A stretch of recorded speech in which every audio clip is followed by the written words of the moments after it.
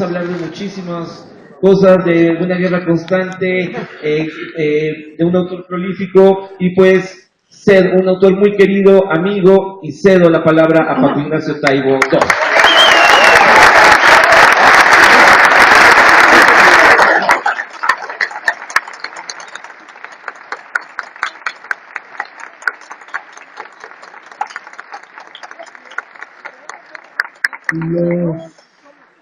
Los mejores libros no son los que tienen respuestas, sino los que provocan un montón de preguntas, los que motivan a ir más allá, los que te ofrecen la información clave que necesitas para reformular, para repensar, para buscar. Me cayó el manuscrito de Young en condiciones muy malas para leer. Estaba entre un viaje y otro, leyendo en aeropuertos, quedándome jetón en aviones, y le dije y no me hizo ningún caso y a fuerzas me lo tuve que leer. Pero me provocó dos extrañas reacciones que no caminaban necesariamente en el mismo sentido. Una de ellas era, estoy trabajando desde hace 2 años en una historia del liberalismo mexicano, desde la caída de Santana hasta el fusilamiento de Maximiliano, la etapa armada del liberalismo. Y el contrapunto era notable, ¿no? Traías en la cabeza una parte y yo te estaba contando otra parte. Pero la presión mayor fue que me dio un ataque de marxismo. Yo creí que ya estaba al margen de ese tipo de enfermedades, que es, conforme yo me iba desenrollando los elementos claves de la construcción de una estructura de poder autoritaria, legitimada, entre comillas, en la economía, en las pseudoelecciones, en el control de los medios de comunicación, legitimada, entre comillas, o sea, de ahí obtenía su poder, uno se preguntaba, ¿quiénes son? Y es una pregunta que la ausencia de estudios de los últimos años dejan un vacío profundo. ¿Quiénes son? Los marxistas mexicanos de la era neandertal, ustedes muchos son jóvenes y no la vivieron, resolvían el rollo diciendo, hay una burguesía cipaya, vinculada al imperialismo, y luego hay otra burguesía progresista. No más que a la hora de la verdad, la burguesía progresista brillaba por su pinta ausencia y se comportaba igual que la cipaya. Y no era además así, era mucho más complicado. ¿Quiénes son? ¿Cómo se articula en términos sociales esta estructura de poder absolutamente construida para fabricar millonarios y pobres a la misma velocidad? Llegué a conclusiones absolutamente literarias. Es curioso que un libro como el de Young, que maneja la solidez de la información organizada de una manera científica, desate en mí pavores literarios. La primera conclusión me llevó al Rey Midas. Rey Midas, famoso personaje al que acudimos para explicar cosas inexplicables, todo lo que tocaba lo volvía oro. Bueno, ellos son el Rey Midas invertido. Todo lo que tocan lo vuelven mierda. Esta lógica cede gratuitamente los derechos de autor sobre esta reflexión para que la usen todos los días donde quieran. Esta reflexión lo que te planteaba es esta habilidad para tomar cualquier tipo de estructura formal, ¿sí?, y convertirla en basura pura. Desde la conmemoración del 6 de enero de los Reyes Magos, como caiga en manos de estos güeyes, la basurean de tal manera, la pervierten de tal manera, como toda institución cultural tradicional es manoseada y convertida en un instrumento de manipulación, control, dominio ideológico, represión y autoritarismo. El doble discurso. Estamos ante unos personajes que viven en un constitucionalismo, teóricamente el eje de los comportamientos políticos de nuestra sociedad, verdaderamente increíble. O sea, hay dos constituciones, según he podido constatar en mi vida como mexicano. 17 varos, la constitución mexicana, y la otra es un cuadernito que tiene en los pinos el presidente en turno, más o menos de este tamaño, ¿no? Que es la versión resumida de la Constitución, cuyo capítulo 1 dice, 1, uca uca, el que lo encuentre se lo involucra. Capítulo 2, este es el año de Hidalgo, chingue su madre que deje algo. Capítulo 3, solo hay un principio, el principio de autoridad, ¿no? Todos los demás principios, y yo creo que ahí termina, no da para 4, no da para capítulo 4, esta Constitución que rige en la práctica. Donde quiera que revisemos los comportamientos cotidianos del poder en esta sociedad, de esos, ¿no? Encontramos que son una mezcla verdaderamente incomprensible y poco articulable de personajes salidos de una versión de Lola en Pinche, ¿no? La narcoburguesía mexicana, ¿no? Pasó por los sociales del Heraldo en los años 60 y llegó a los sociales de Excelsior y se mueve en este territorio de reflejo en las páginas del poder, el poder se cuenta a sí mismo reflejándose, y que es muy chistoso. Y empecé a acumular información para poder articular quiénes son. Y descubrí, por ejemplo, cosas muy raras. Uno de los principios de perversión de los diputados periodistas fue que los diputados periodistas les enseñaron la diferencia entre una corbata mexicana y una corbata italiana. Y ahí perdieron, ¿sí? Tenemos una generación de políticos que jamás bebió vino, eran pedos de Cuba Libre y de tequila, y de repente el sabor de decir, no, ese es un Chateau Rothschild del año no sé qué, no mames, de veras esta narcoburguesía, ¿no? Absolutamente analfabeta, profundamente inculta, y la representación de Peña Nieto es la mejor expresión del hecho de que gozamos de una narcoburguesía de carácter analfabeta funcional, ¿no? 3 libros, entre ellos la Biblia, pero no toda, ¿no? Se retrata en estos elementos que construyen lo que entienden como las esencias del poder. Sigo profundizando en esta extraña idea. Voy a irme breve, no voy a consumir mucho del tiempo. ¿Para qué quería Jean González 32 Mercedes-Benz en el garaje de su casa? O sea, uno para cada día y le sobraba uno. ¿Qué delirio de pantagruelismo mercantiloide chafa puede dominar a una persona para tener 32 Mercedes-Benz en el garaje de su casa? ¿Qué pinche? Revisen con cuidado las fotos de la Casa Blanca. No hay un libro, no hay un cuadro, no hay un disco. ¡A su madre! ¿Y qué va a poner en ella? Güeyes que pasan bailando y tocando la corneta, un cabrón en bicicleta, 7 niños pobres en triciclo para... ¿no? Toda esta lógica de delirio que nos acompaña. Revisa uno la transformación de parte de este instrumento de Mancera y el gobierno del DF, ¿sí? Del cual se dice con absoluta propiedad que casi lo matan en la última operación porque le buscaron el corazón en la izquierda y lo tienen en la derecha.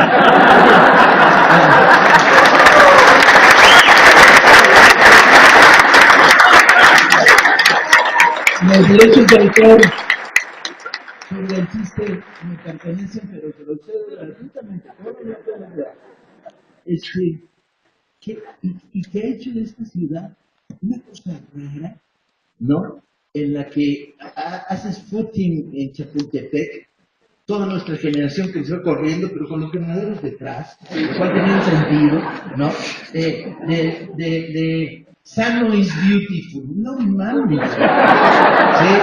Mi general Zapata dijo correctamente, la panza es del que se la trabaja, somos comedores de carnitas, sino no de restaurante francés con menú italiano, porque además la narcoburguesía es potente en este tipo de deslices ideológicos. Y vas encontrando un diseño de ciudad dominada por los varones del asfalto, ¿sí? Que son los que están normando el DF hoy. Ahí va otro edificio, ahora 3, y ahora quiten esto, y ahora expropian aquello, ahora autoritarismo combinado. Entonces, Vamos explorando esta especie de ejemplo de la construcción del núcleo del poder en términos no solo de presencia, sino de representatividad. ¿A quién representa? ¿No?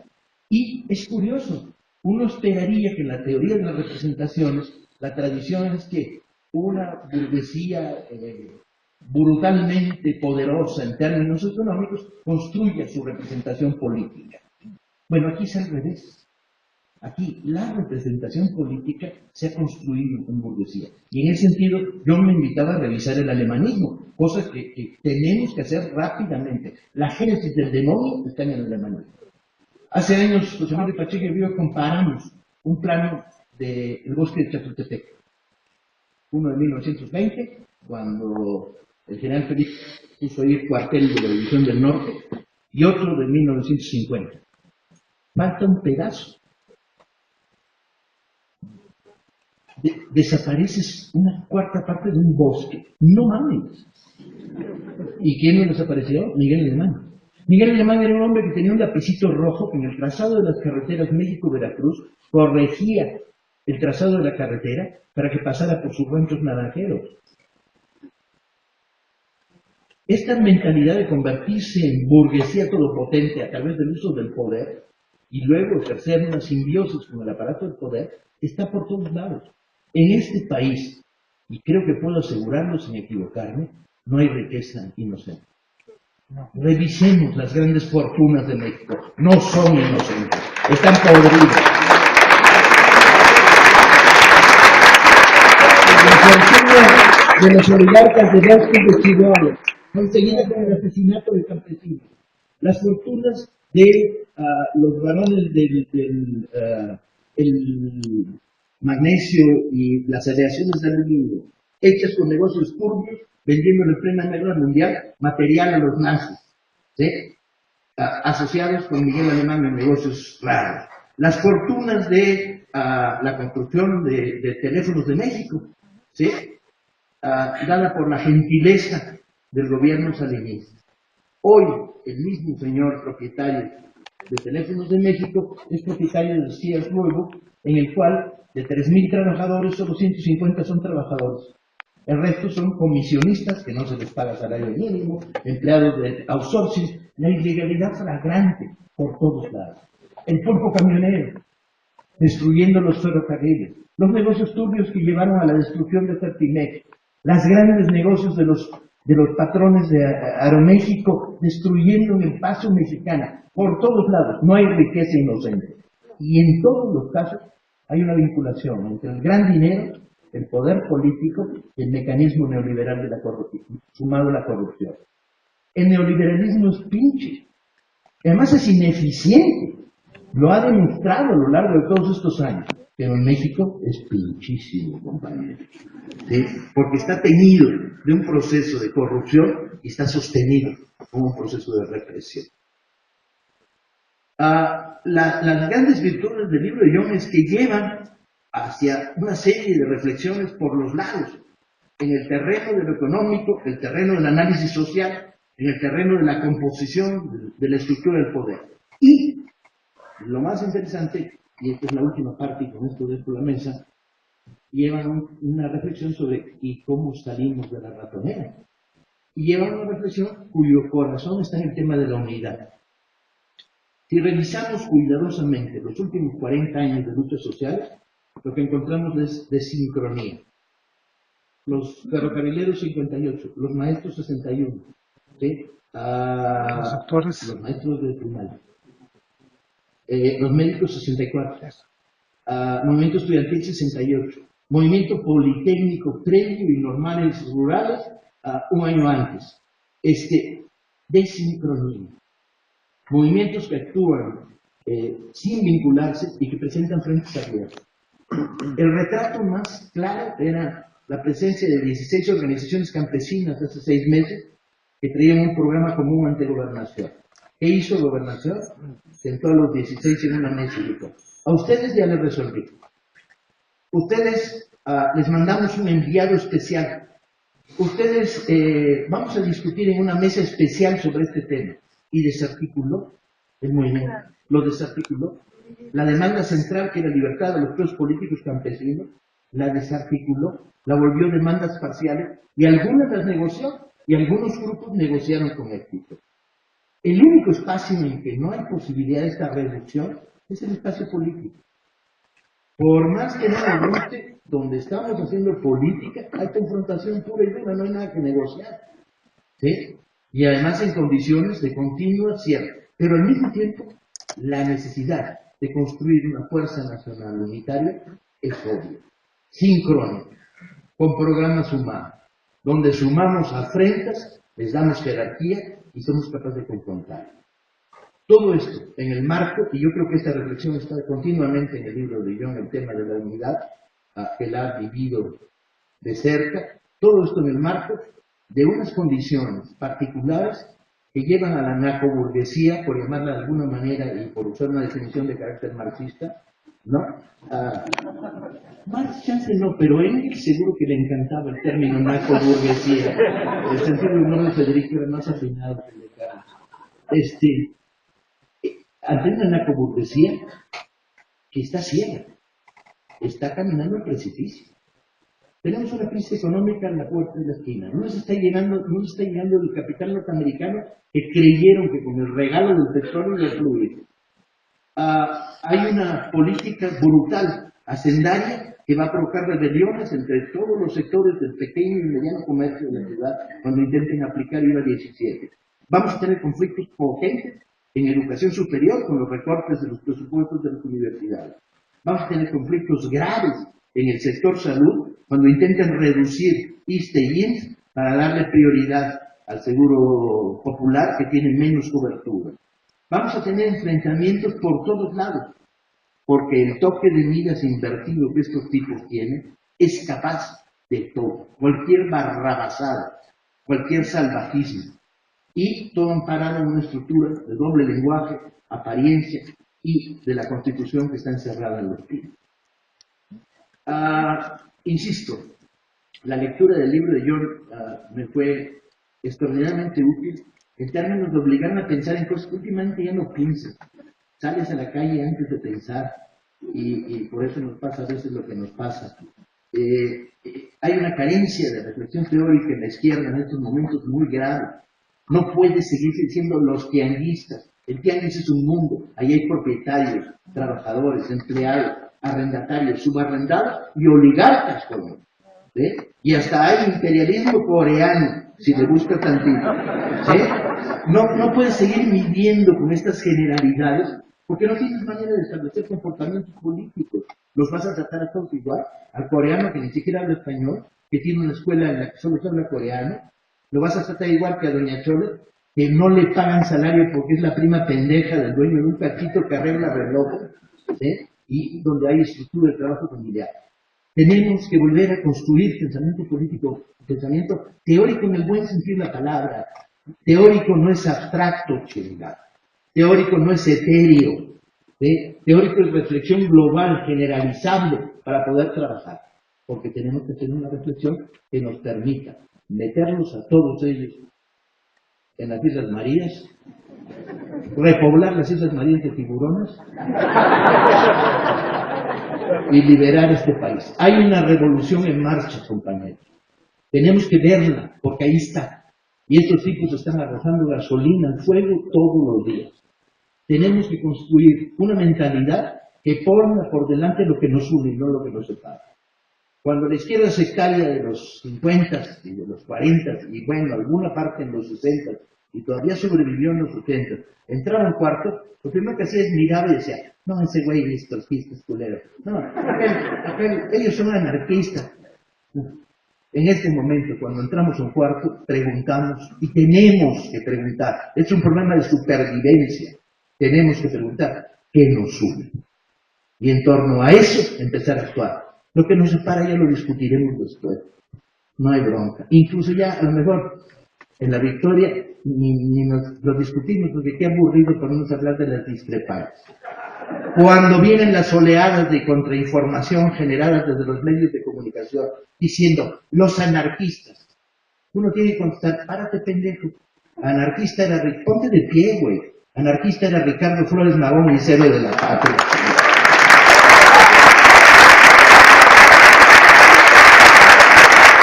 Cuando se acusa a Andrés Manuel López Obrador de populista, hay que decir, bueno, y lo contrario de populista, ¿qué es? Antipopular. Si uno es populista porque dice que hay que darle a los viejitos despensas, lo antipopular es chingarse a los viejitos, lo no populista es chingarse a los viejitos, porque eso es lo que hacen, en esa lógica están. ¿Sí? Entonces, vamos al combate, lo que nos une por delante. Aplacemos todo debate sobre lo discrepante. Busquemos los puntos de unidad. Construyamos la gran fuerza social que está latente en la sociedad mexicana que permite una revolución pacífica. Muchas gracias.